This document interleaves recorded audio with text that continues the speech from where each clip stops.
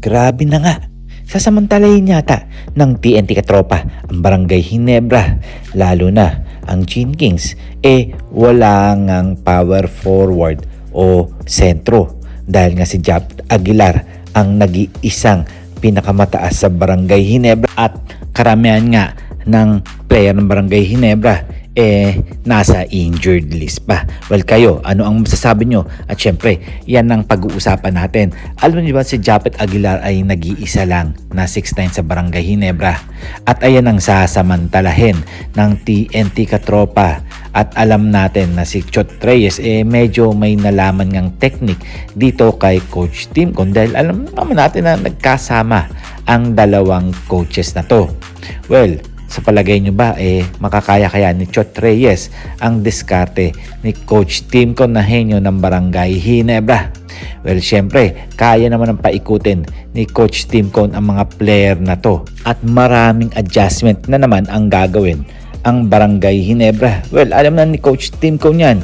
Well, kung pag-uusapan natin pagdating sa mga adjustment, marami talagang pinagdaanan ng Barangay Hinebra simula noong semifinals nga dahil pinagdaanan nga nila ang sister team nila na SMB na talagang powerhouse sa PBA. Well, pati na rin ang Meralco. Kung tatanungin naman natin, ang TNT Katropa, medyo may hina lang ang mga nakatapat nila sa kanilang bracket.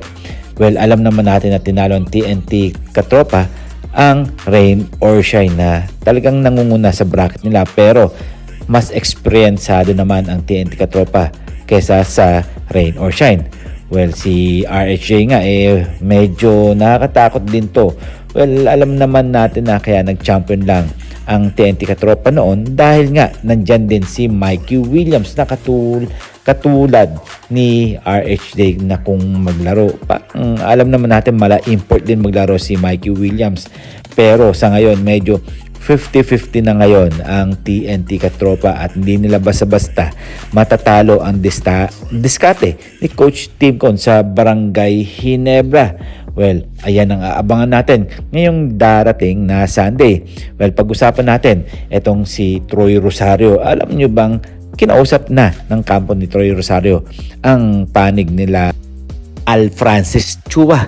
Well, ano naman kaya ang nangyari? Kasi magsisimula na ang finals ngayon this coming Sunday at malalaman natin kung sino ang unang mananalo sa finals. Well, kayo, sa palagay nyo, anong napag-usapan na kaya sa kampo nila Troy Rosario at Barangay Hinebra? Well, makapaglaro na kaya si Troy Rosario for the next season? Pero ngayong finals, medyo malabo-labo pa yung mga pare ko. Hintay-hintay na lang tayo at syempre, hindi naman sigurado pa yan. 3 team ang aabangan natin dyan kung saan ba makapaglaro si Troy Rosario. Hanggang dito na lang tayo. Huwag natin kakalimutan mag-subscribe and comment, like and share. Please click the bell para ma-receive ninyo lahat ang aking notifications.